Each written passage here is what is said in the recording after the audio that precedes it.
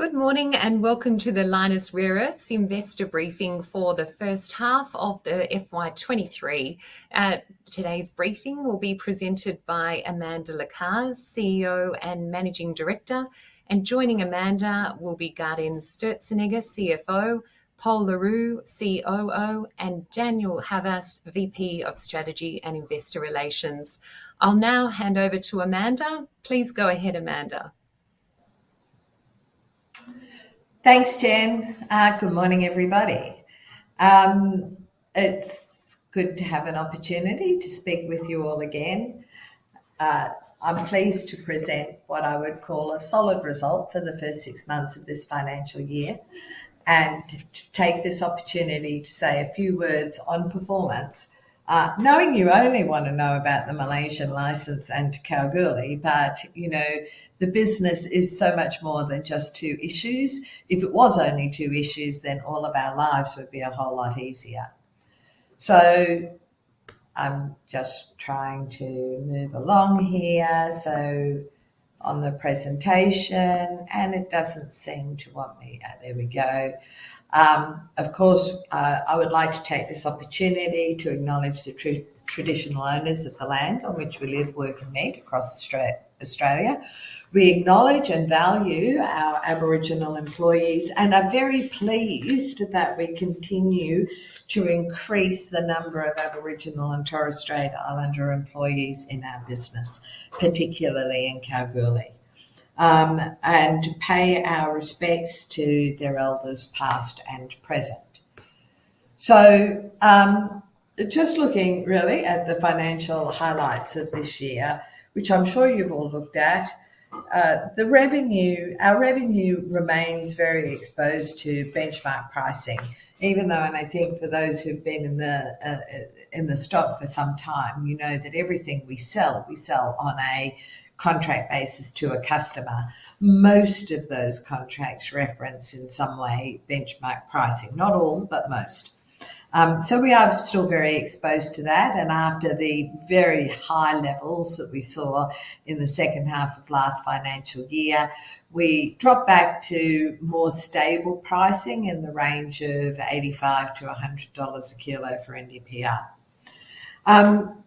Of course, pricing trends and cost trends are not always aligned because the factors that influence the price of particularly NdPr are not necessarily the same factors that affect the input costs in our business. So our costs did go up through the first 6 months of this year, and some of those were completely unavoidable. For example, the sulfuric acid price, which more than doubled during that period. Some of them were cost increases that we elected to take. For example, some of the non-capitalised costs associated with growth, things like the costs associated with building the stockpile of both concentrate and direct shipping ore at Mount Weld ahead of the Kalgoorlie startup. The team is very focused on identifying. I mean, it's one thing to just say, well, the costs have gone up, and everybody all over the world is saying the costs have gone up. What we do need to do is to find efficiencies and improvements in our business to be able to mitigate some of those cost increases. We have a full team working on properly analysing opportunities for continuing to improve costs, always finding a way to do it better. Finding more efficient ways to do it is the best way that we can mitigate increases in costs from the external environment. As you will see on the next page, our CapEx spend really accelerated during this first 6 months of the year. But despite that, we've had a big accumulation in cash. And that really makes us all feel very comfortable as we maintain our balance sheet strength to support our growth program. Once again, those of you who've been in investors in our company for some time would recall that when we originally conceived the Kalgoorlie project, we thought we would be able to fund it from cash flow. And as it turns out, that is actually very much the case, that we are sustaining a very high cash balance despite the fact that we have significant cash out as part of our capital program. So in terms of production, if you look at this, clearly lots of disclosure on water issues already up until now. I don't propose to go over all of those, except to say that the plant has recovered from that. We had a strong finish to the first 6 months of the year and saw that sort of stand us in good stead as we move through January. So just looking at some of our ESG highlights, I think it's really important to say that in our business, ESG is not just an acronym, not just something that we think about so that proxy advisors don't give us grief when it comes to our annual report. ESG is really important. We all have to live on this planet, so the way that we interact with our environment is critical.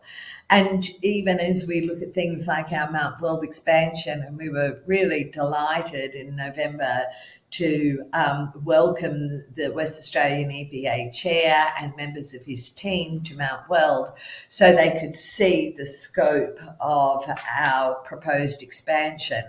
It is still important, even though as far as the eye can see, you really can't see any other human intervention in the landscape. If we take ESG seriously, we still have to think about how do we minimise our impact on that environment and how do we minimise our footprint. So in the first 6 months of the year, we continued with a very good safety record. It can always be better, and we spend a lot of time with our people working on that. We received the AELB audit of our operations in Malaysia, which once again were the highest possible rating, and we maintained our ISO certifications. In terms of our communities, we hold a very strong ethos within our company that we cannot prosper if our communities don't prosper. And we continued with a range of community engagement programs in each of our 3 locations, including now a local giving program which has been launched in WA, which sees us engaged in the Kalgoorlie area with certain contributions for various community groups. Of course, climate is an essential part of our environmental initiatives. We've issued the tender for our gas hybrid power station at Mount Weld. We expect that we will get a transition to gas from diesel before we have the finalisation of all elements of the renewables power supply in that location.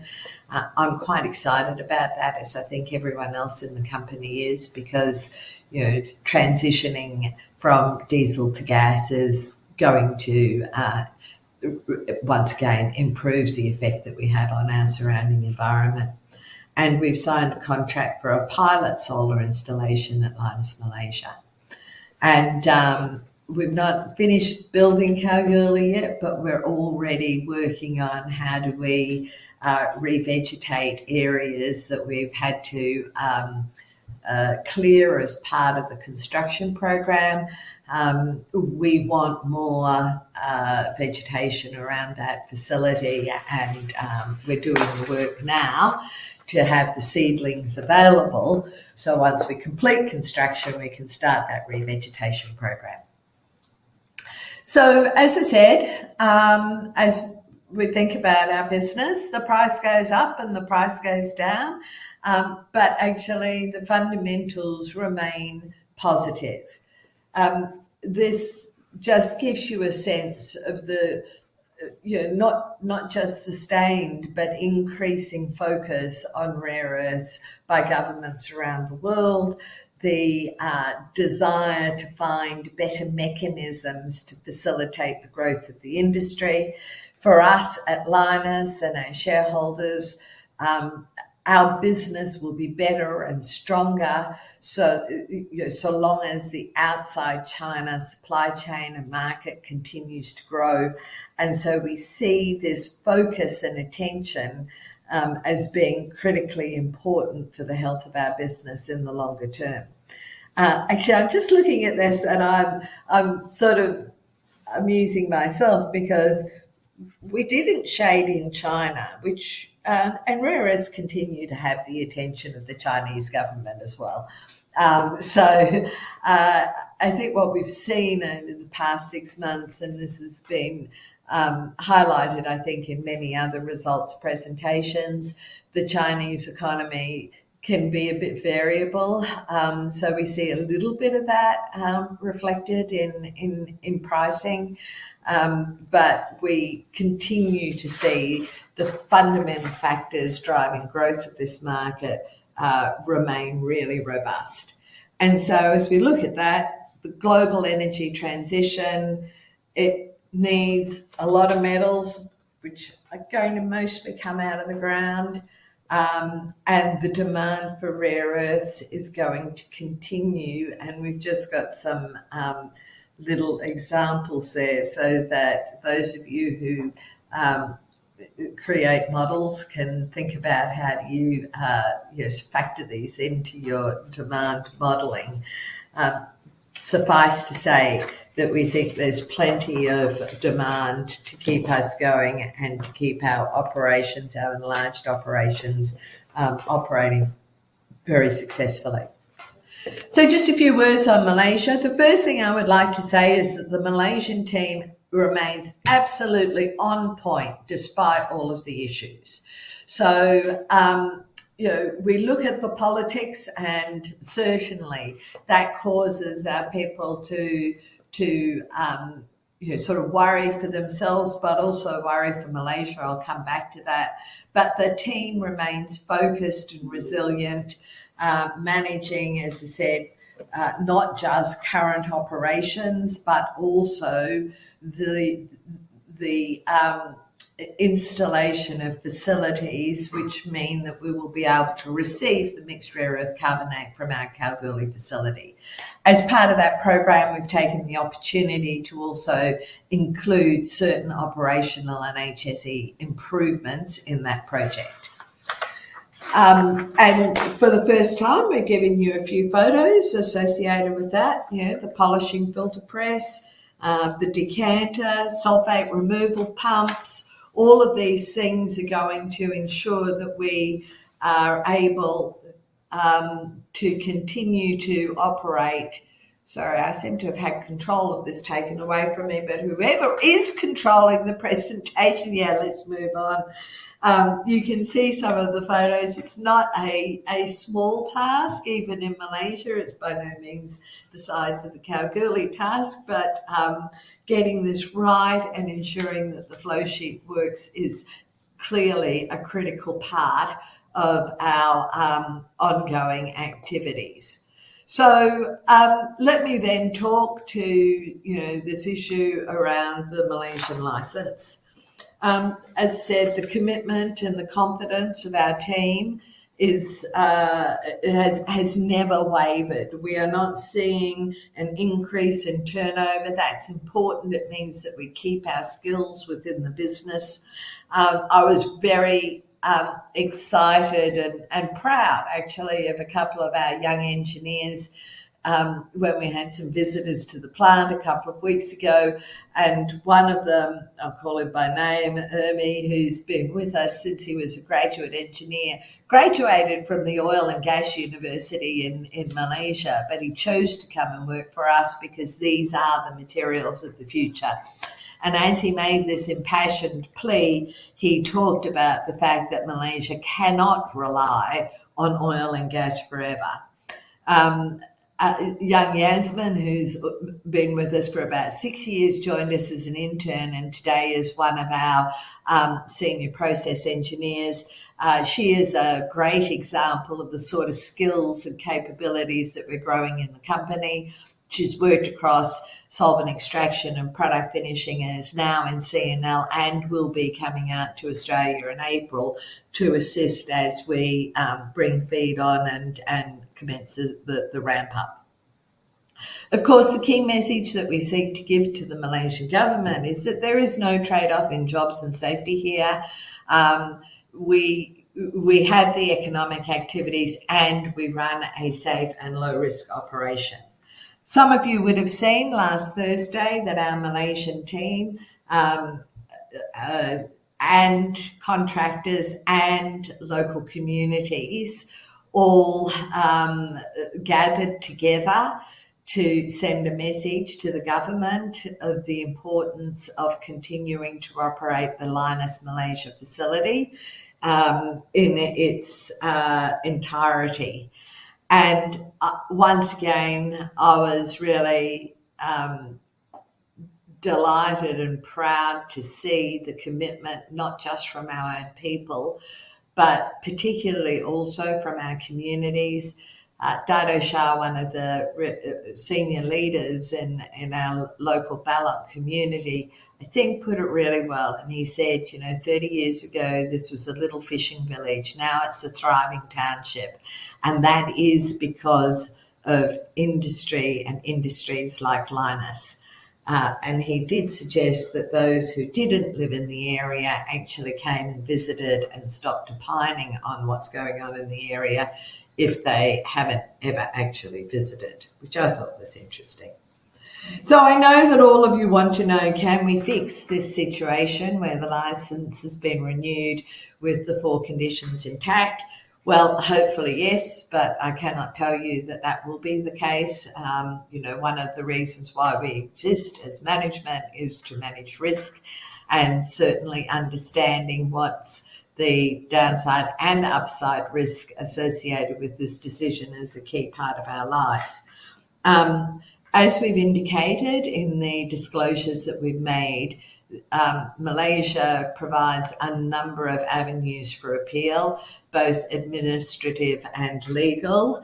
We still have plenty of time to progress those appeals. We've lodged the first 2 administrative appeals at this stage, and sought urgent response to those appeals. But we still have time to ensure that we do properly educate the new government on the opportunities which are in front of Malaysia if Lynas is retained in its entirety.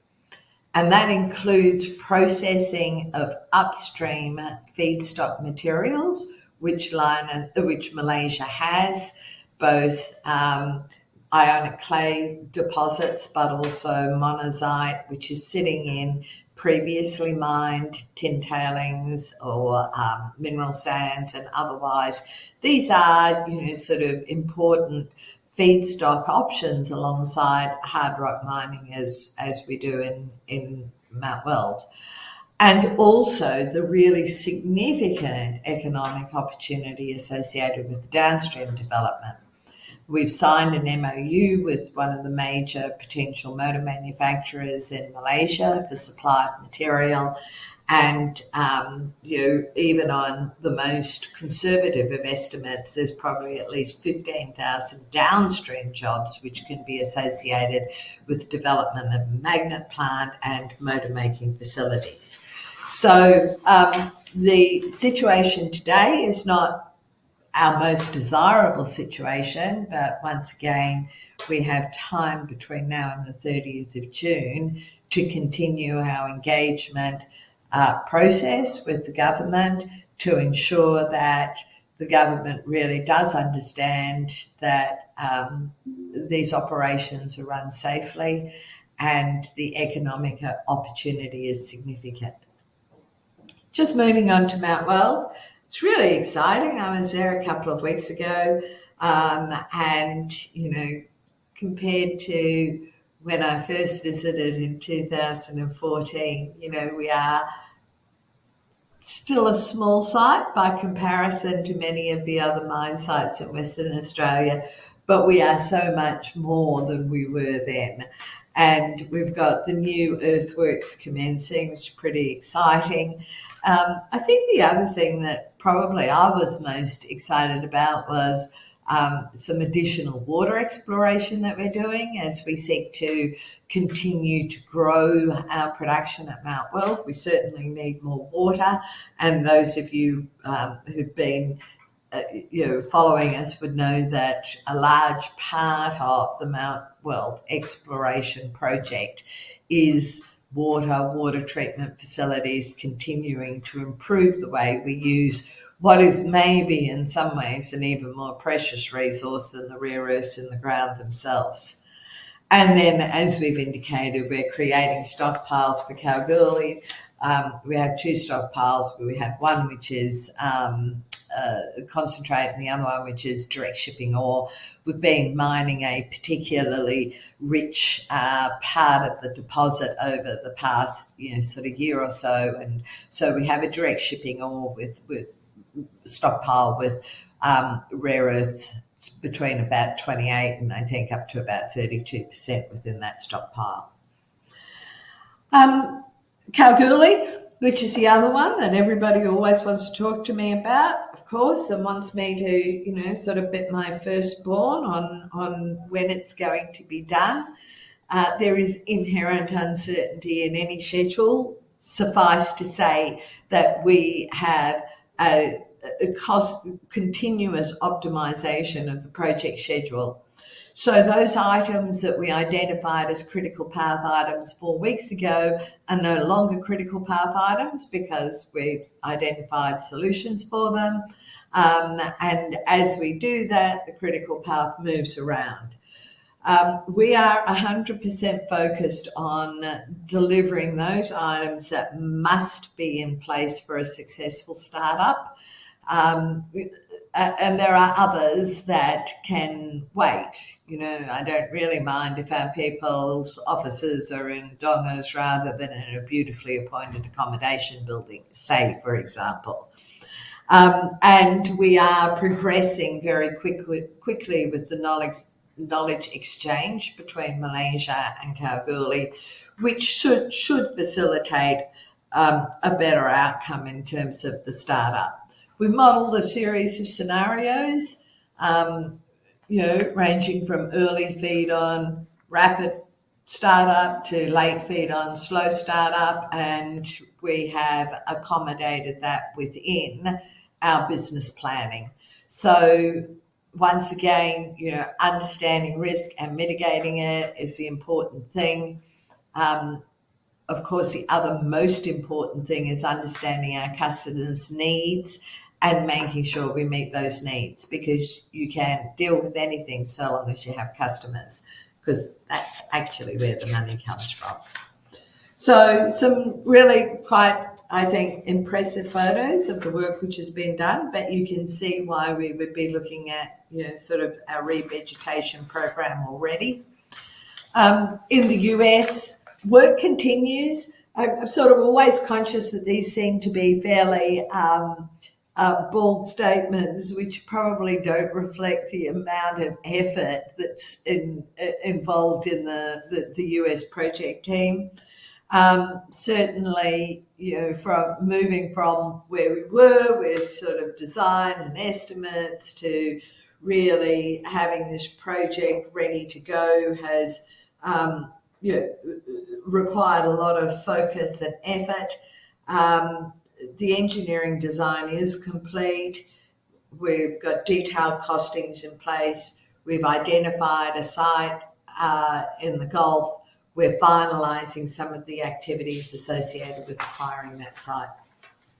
And so finally, really just finishing up, the commitment to ESG remains, our commitment to our people and our communities, our commitment to the environment, and our pride in the fact that this has been recognised via various different awards. So we remain in an exciting time. We are growing to meet the accelerated market demand. It would be wrong to say that we're not all working very hard. But as I tell my children, hard work is its own reward. And so I expect that we will all be rewarded as a result of the heavy lifting that we're doing at present. So with that, I am happy to take any questions. Our first question comes from the line of Al Harvey of JP Morgan. Please proceed with your question. Good morning, Amanda. Just want to get my head around the project sequencing a bit more. I noticed in the report you've said that Kuantan does appear on track to receive the mixed rare earth carbonate from Kalgoorlie, but at this stage Kalgoorlie is a target before that July 2023 deadline. I suppose I'm just trying to get a sense of your confidence in reaching that target. I know you said you've modelled up a range of scenarios, so I guess a follow-on question from that would be, what are the options if there is a delay to commissioning at Kalgoorlie and your ability to meet those contract obligations and customer needs that you mentioned? Okay, so the simple answer to this is that we understand our customers' demand profile and we are scheduling production and sales and inventory to be able to ensure that we sustain supply to our key customers and therefore we don't disrupt their production programs. In terms of asking me about my confidence level, I always think that the best indicator of future behaviour is past performance, and we have proven ourselves to be competent at bringing on new facilities. Now, they've not been of the size of Kalgoorlie previously when we think about the Lynas Next program, say, for example, in Malaysia. But this is a substantial transition that we're talking about, and we're talking about new processes in both jurisdictions. So it would be foolish of us to not have a view of what might happen if they are slower to stabilise than sort of our target plan. But we have confidence. We have sort of our limits on this. We understood how long it took us to start up and get the Malaysian plant stable a decade ago. We've learnt an awful lot.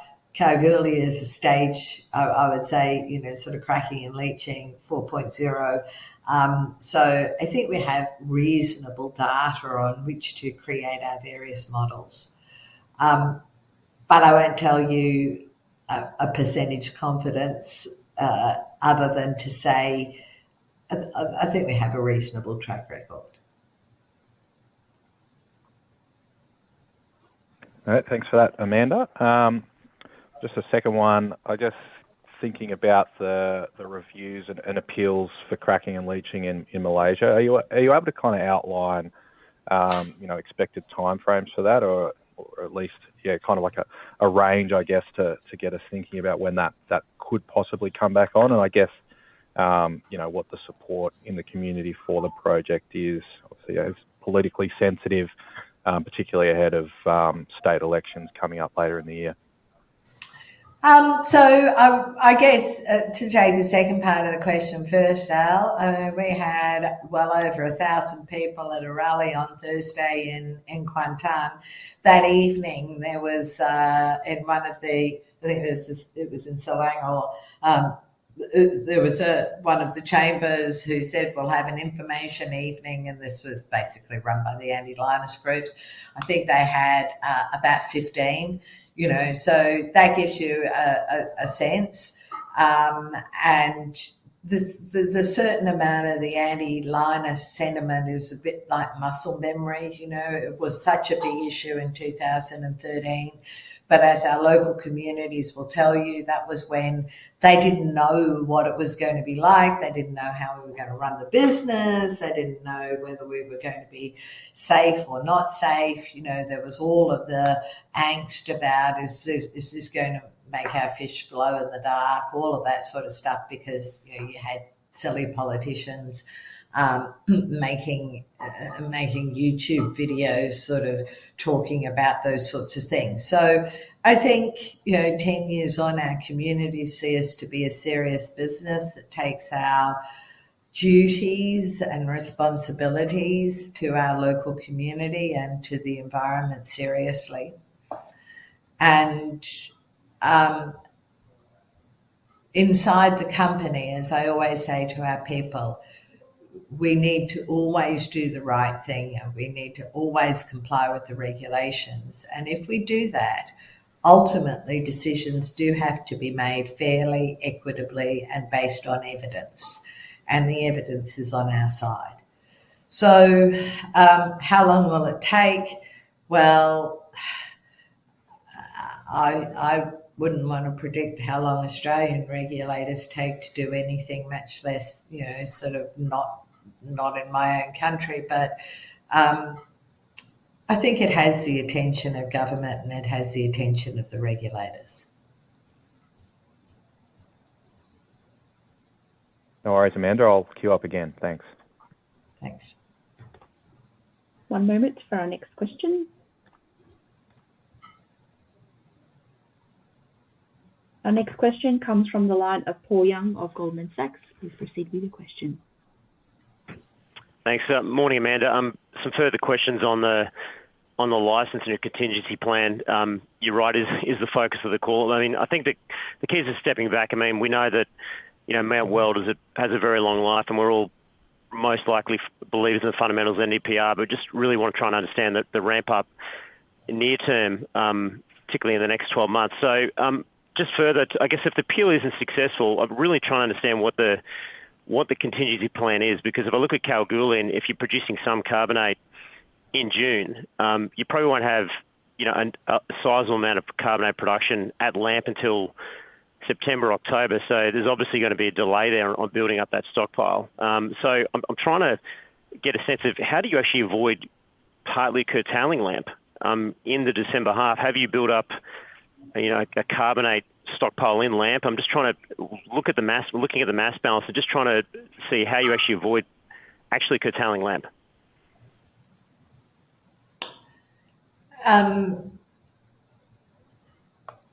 In a worst case scenario,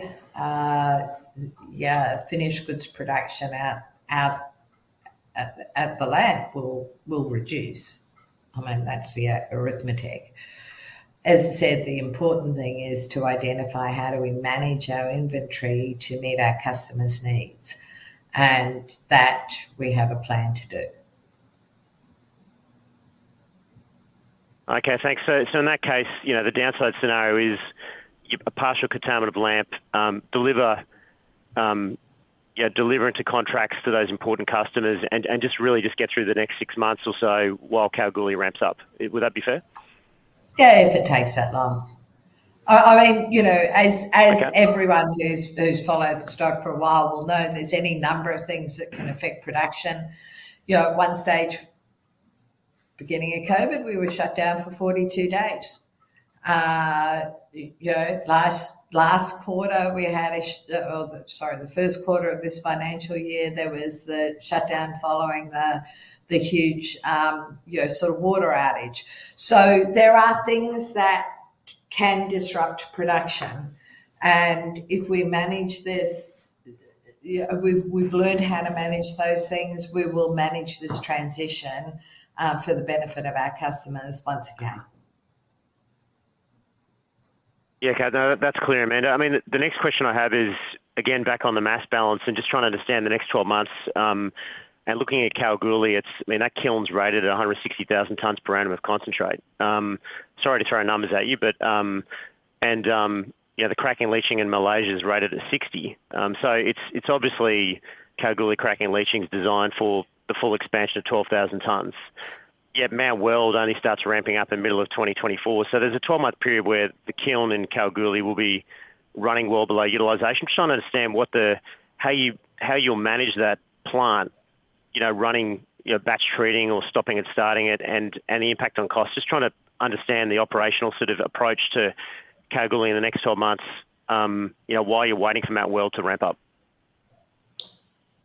So some of those numbers aren't quite right, Paul. So yeah, we're going to have the facility to be able to continue to grow, but on startup, Kalgoorlie won't run at 12,000 tonnes, and we certainly won't be batching. It won't like that at all, you know. So if we find ourselves in the happy position, which remains our objective of running 2 cracking facilities, then we will be building inventory of MREC, as we continue to process concentrate in Malaysia. I don't think that we're going to have an issue with Kalgoorlie running way ahead of the Mount Weld expansion, but even with the Mount Weld expansion, we're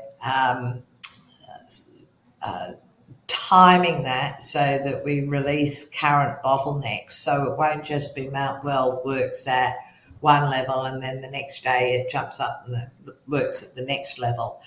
The way that we're doing it currently, the dewatering and filtration circuit is a bottleneck in Mount Weld, so that's the first thing that we'll be putting in place. So we'll start to get some incremental improvements in throughput at Mount Weld as well, which will match with, we believe, the ramp up in Kalgoorlie. So we think we're able to align these things pretty well.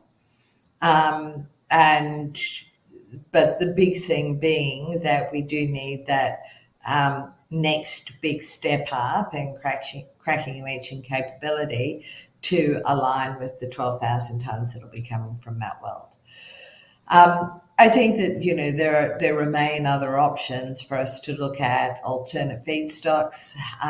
We just wish that there would be some others that would actually get projects online to deliver some of the feedstock that would be useful for us in either jurisdiction.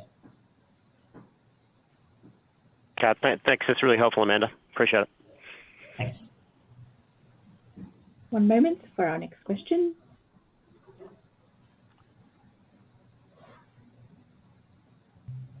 Our next question comes from the line of Daniel Morgan of Barrenjoey. Please proceed with your question. Hi, Amanda and team.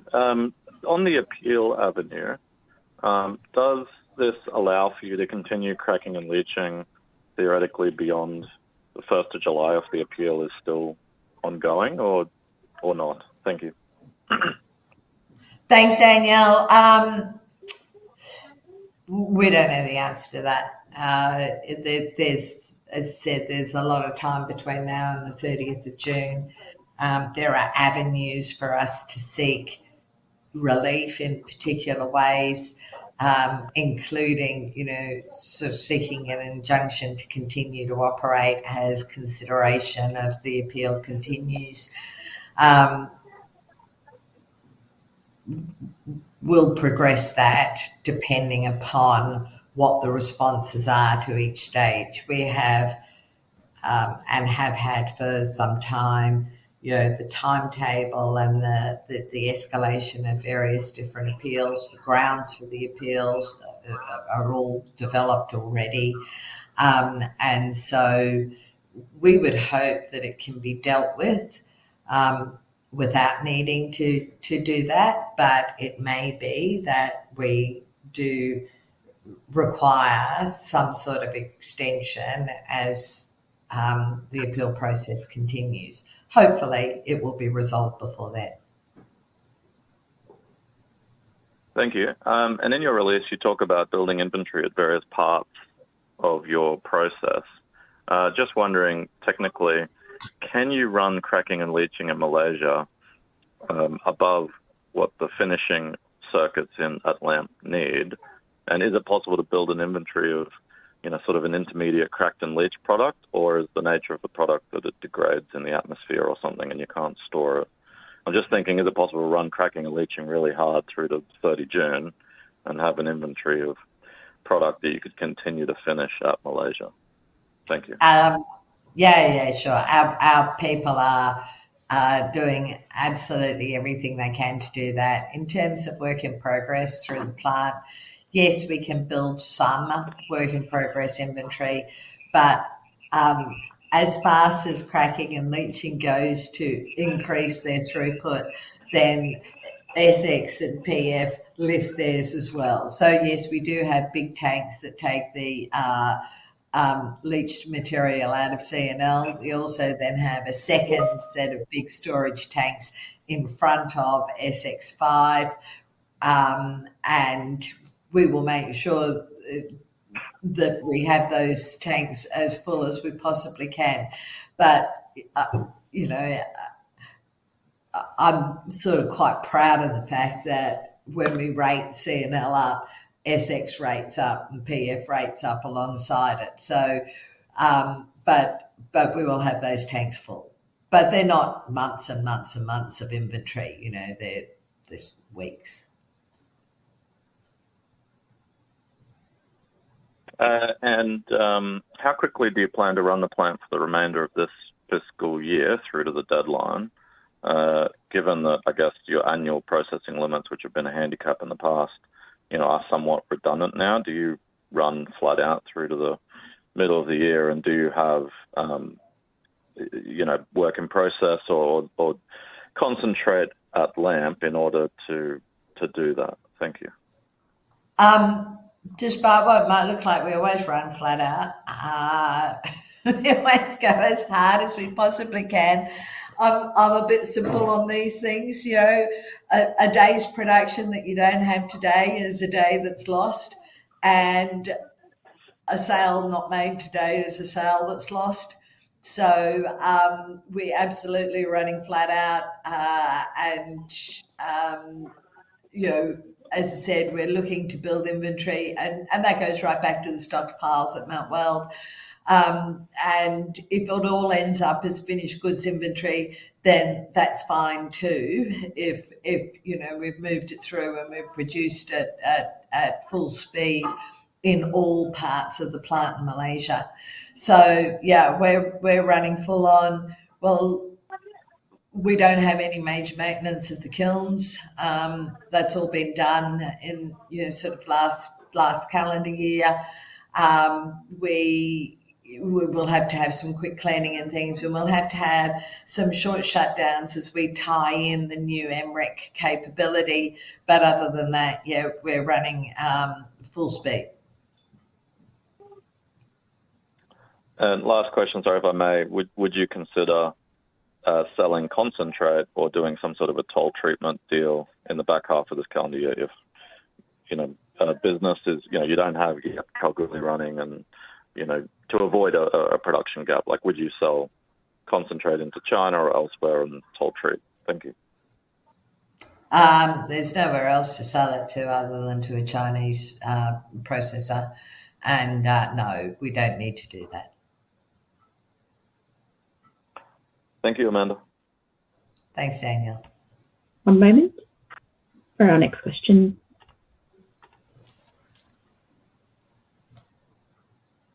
Our next question comes from the line of Levi Spry of UBS. Please proceed with your question. G'day. Thanks for the call. Might come back to the volume question. Let you up for a minute, but it's just on price, I guess. So, what are your expectations around the upcoming China quota? You know what? Paul's on the call. I might let Paul have a chat about this, but I'm going to set him up with the fact that whatever our forecast is on price, it's always wrong. And the really cool thing is that there's some of us who have a bet of a bottle of red wine on what the price is going to be, and someone always loses, so we always have red wine. But why don't I pass over to Paul to actually give you a bit more context on that?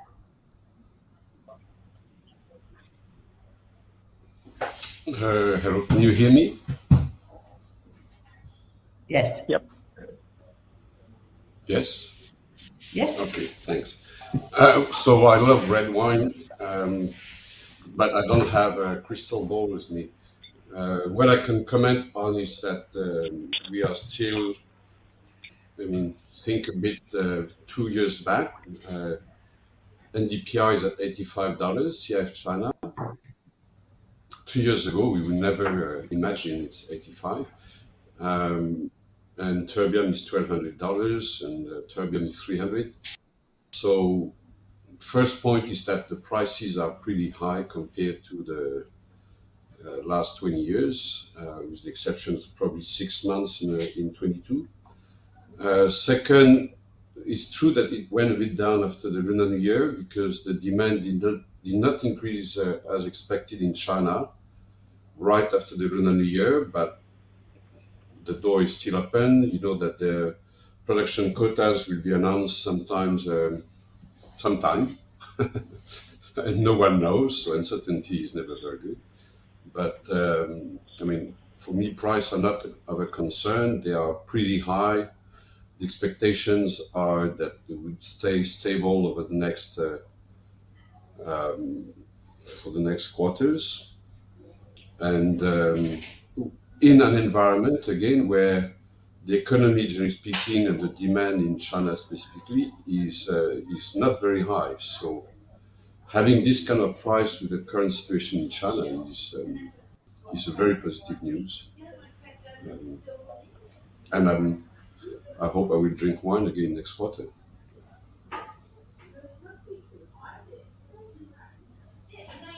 Okay, thanks, Paul. And maybe just coming back to the volume question, so FY24 production levels.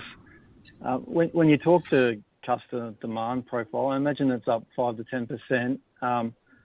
So just pushing on Dan's question there, what third-party pathways are open to you to keep your production flat to slightly higher when Kalgoorlie can take some extra time to ramp up?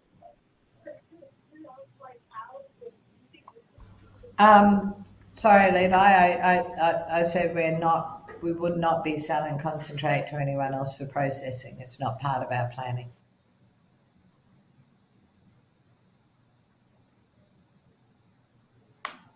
Okay. Is that thank your you. question? Yeah. Okay. One moment for our next question.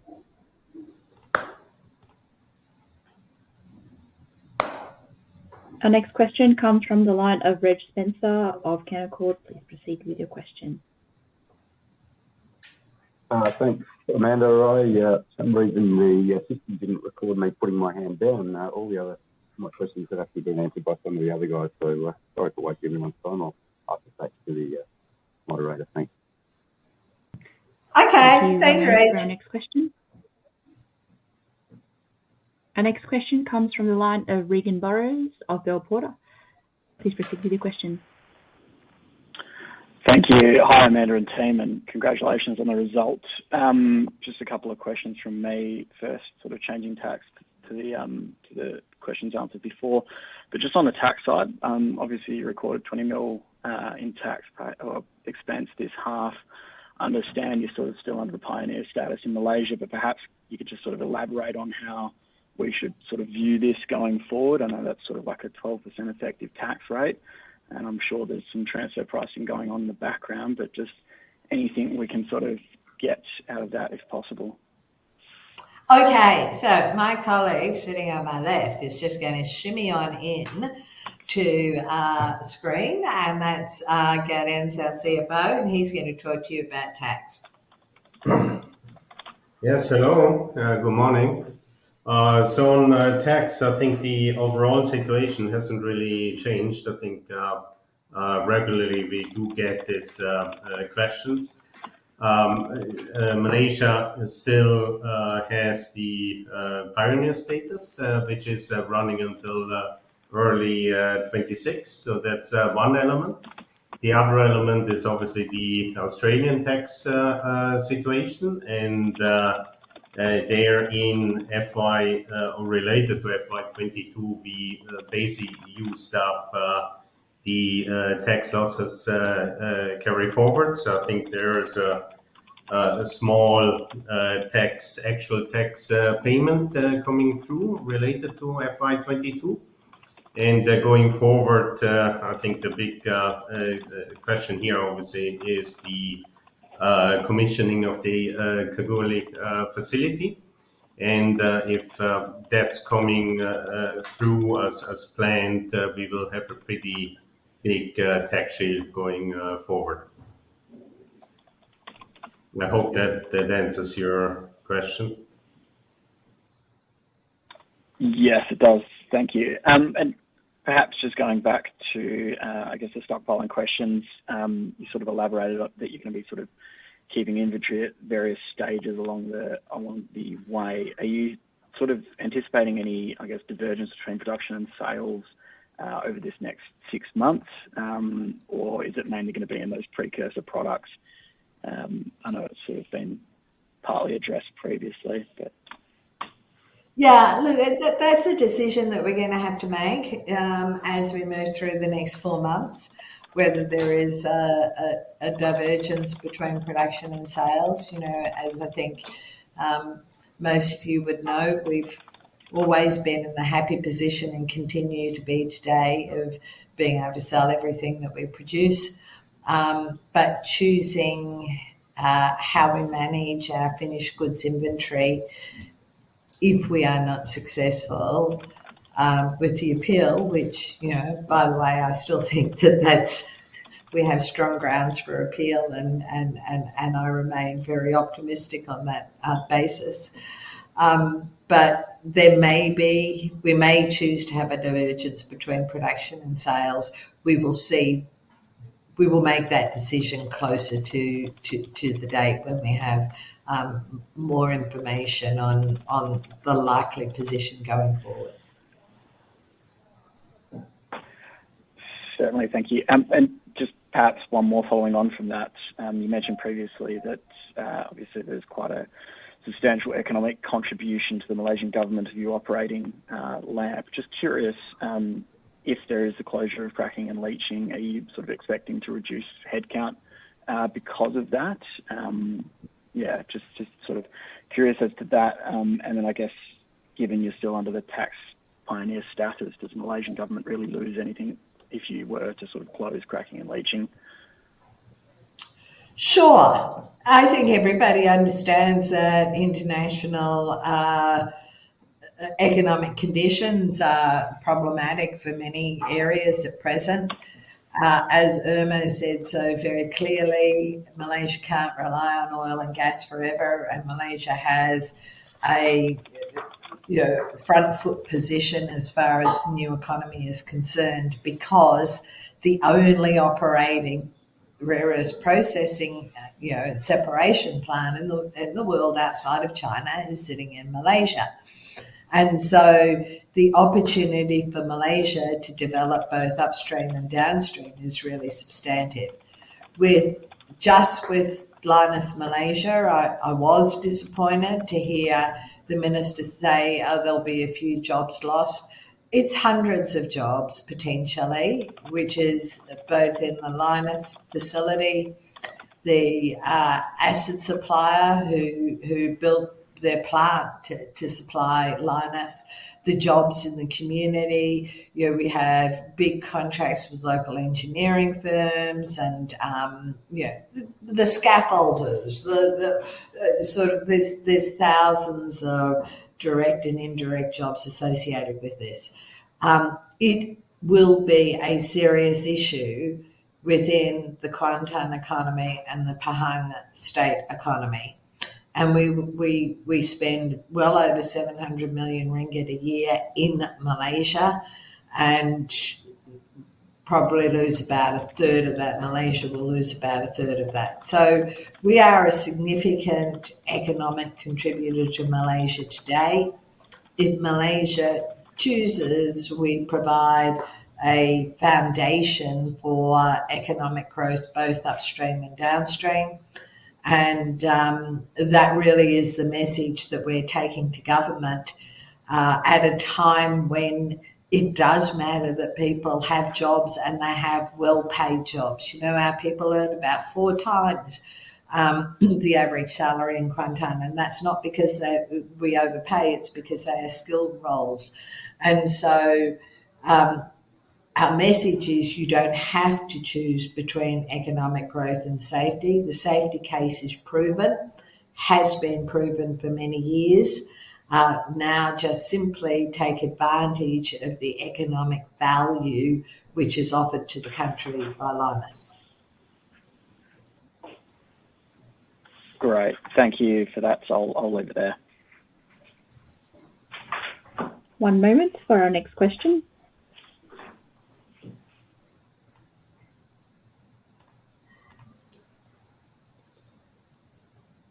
Our next question comes from the line of David Deckelbaum of Cowen. Please proceed with your question.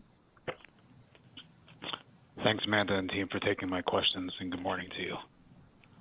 Hi, David. Hello. I wanted to just ask a couple more questions about the elephant in the room.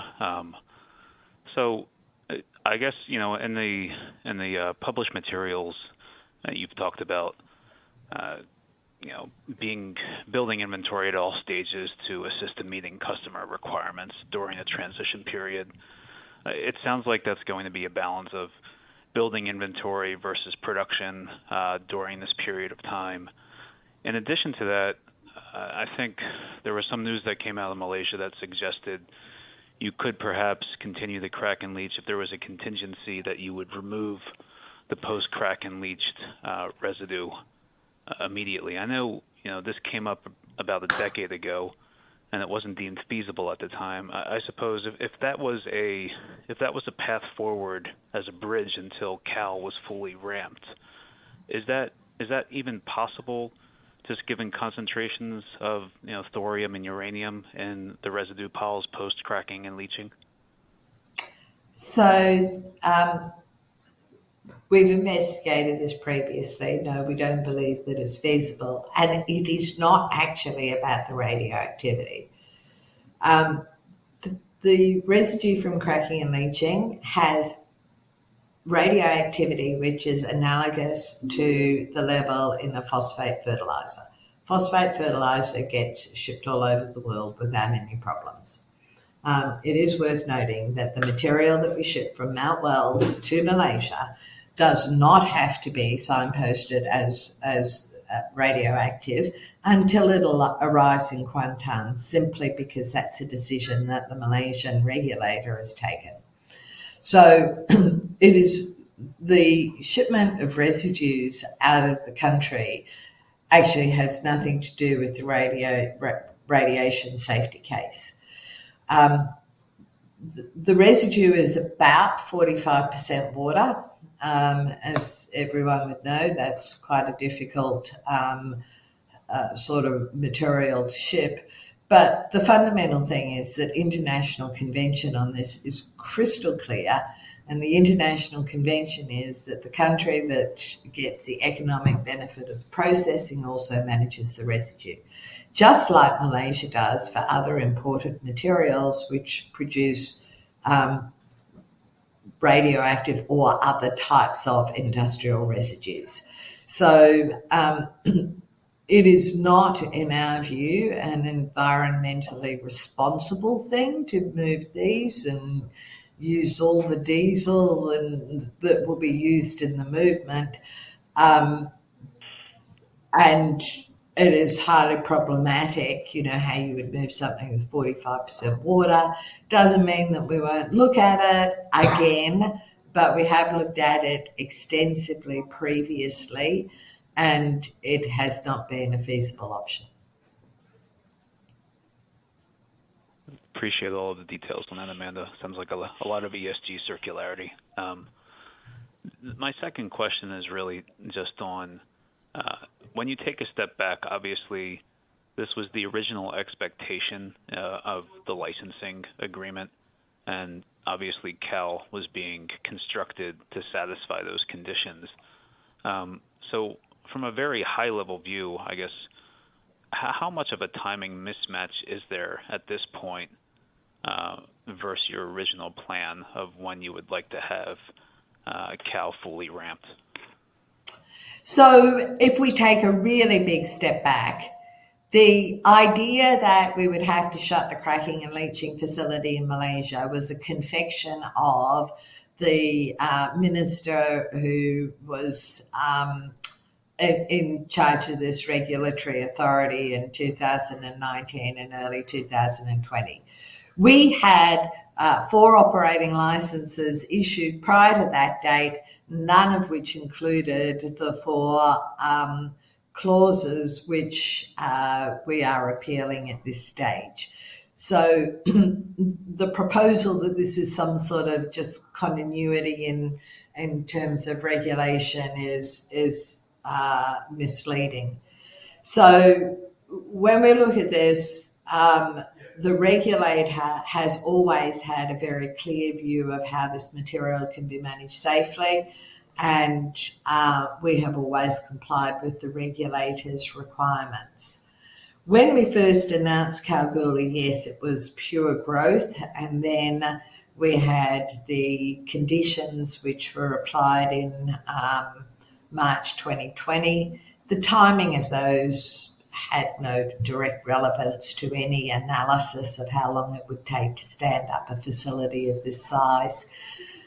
Once they came in, we had to revisit and significantly upscale the Kalgoorlie facility from what it had originally been planned at when we were looking at it as growth capital. So our very original plan on growth capital, we were looking for it to be operational in 2025. Clearly, we've brought that forward. Thanks, Amanda. And just the last one on me is that you can confirm that the view of getting the 12,000 tonnes a year of NdPr oxide sales does not rely on the ability to crack and leach in Malaysia. We will have to continue to operate Kalgoorlie if we can't run our cracking and leaching facility in Malaysia. Got it. So that would just be, you'd hit the same volume targets, but perhaps at higher cost. Yeah, well, we'll find ways to continuously optimise, but they're probably almost under any scenario producing anywhere outside of Southeast Asia will bring additional costs. Thanks, Amanda and team. Talk to you guys soon. Thanks, David. One moment for our next question. So just checking, do we have many left in the queue? We've just gone past the hour. Yep, there are 2 more, and the next question comes from Al Harvey of JP Morgan. Please proceed with your question. Yeah, thanks for the follow-up, Amanda. I guess you pretty conclusively ruled out third-party tolling of your concentrates, and I think you kind of alluded to the fact that there's not lots of material out there, but is there any MREC out there that could feed Kuantan? And I guess more broadly, just thinking you've outlined demand on slide 8, but what are your broader views on supply? Do you see a structural deficit near and long term, and are there enough projects out there to balance that growing demand? There is no MREC market, so there is no one selling MREC today, and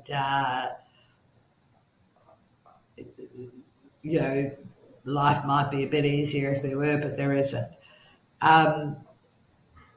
Would we think that some of the projects which currently are scoped to produce separated materials might be better off focusing on at least moving through those first two stages and producing an MREC would be a good idea, and we continue to offer that to some of the junior projects that we would be happy to agree, sort of offtake arrangements because we will have the opportunity to process downstream in Malaysia and also in the US facility when it comes online. Are there enough projects? Well, there's enough projects. Are there enough projects that have some reasonable chance of success? Maybe a little more problematic. It's, I've said this many times, it's not for the faint-hearted, and it's not like this is readily accessible technology. Like if you want to, manufacture ammonium nitrate, and you can buy your equipment and basically your instruction manual pretty much off the shelf. This is much more complex, and every ore body offers its own challenges. So there are enough projects. Are enough of them got really high success prospects? I think that we'll have to watch that as the market develops. Paul, I'm not sure if you wanted to add anything to that.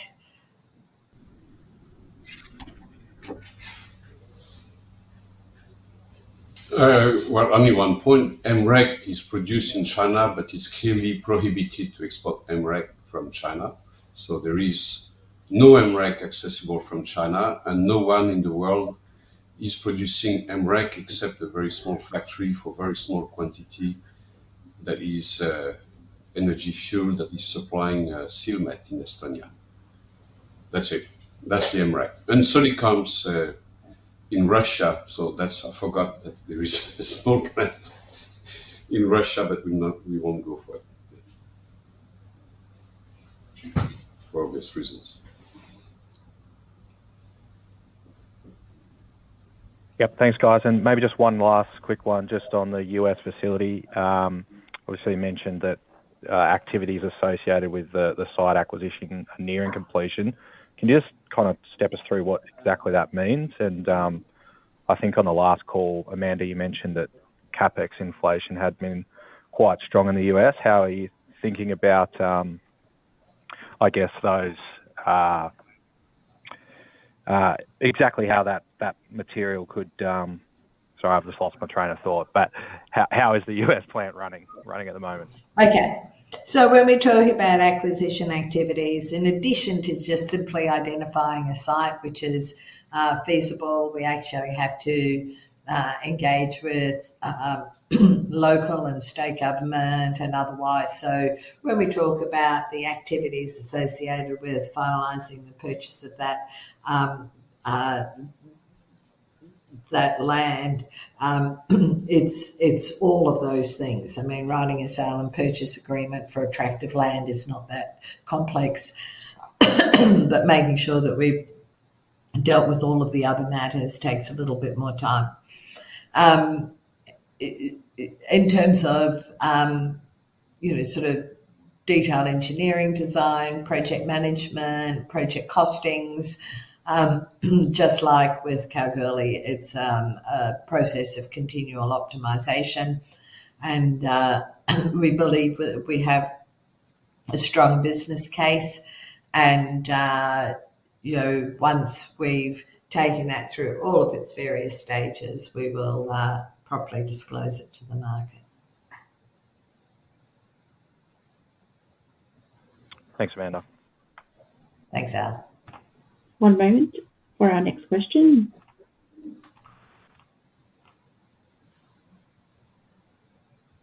Our next question comes from the line of Paul Young of Goldman Sachs. Please proceed with your question.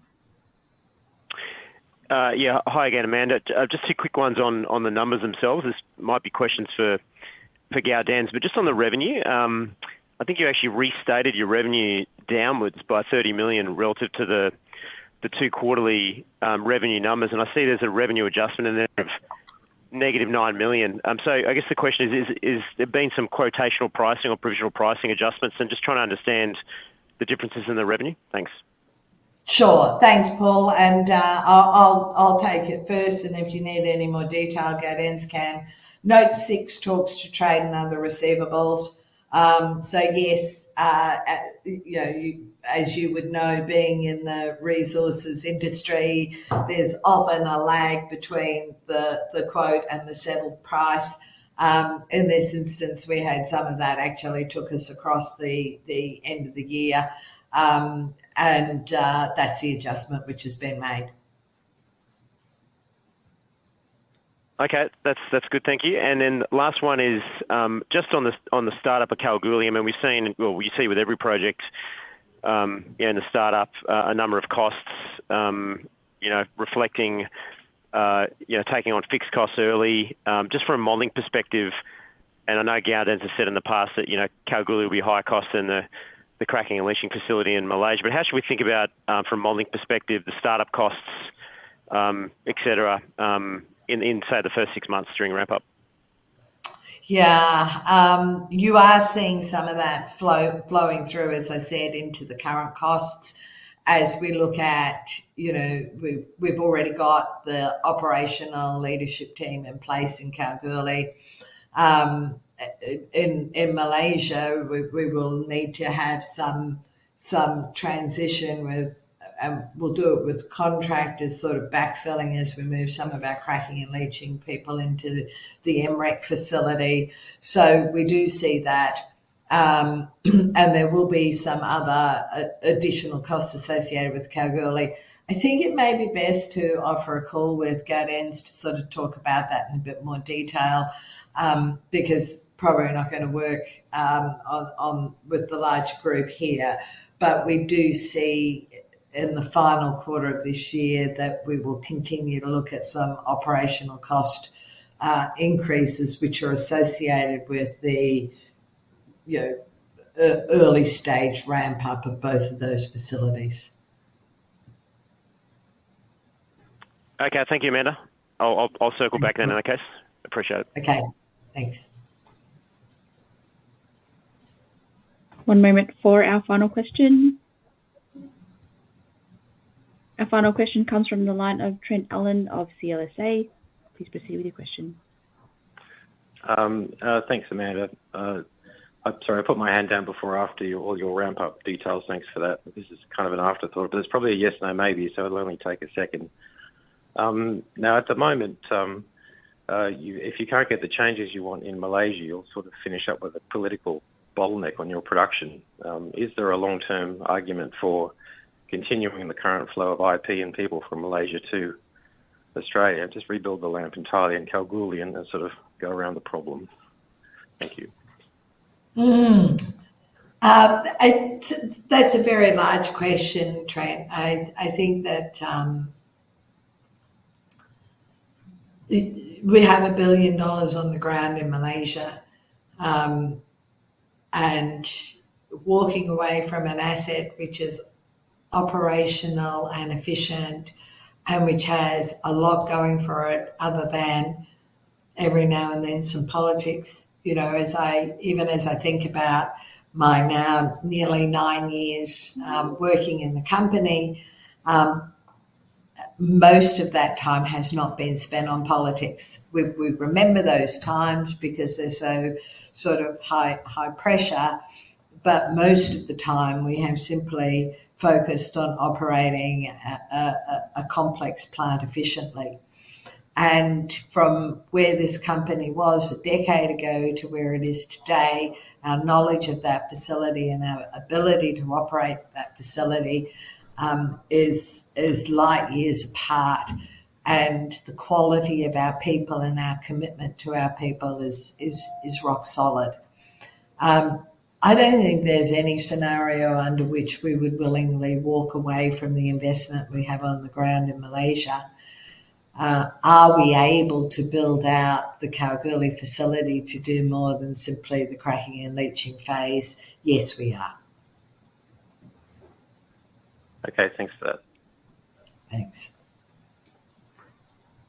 Well, look, once again, thank you, everybody. And, for the analysts, I know that both Daniel and Gaudenz remain open to having further discussions on any of the model inputs.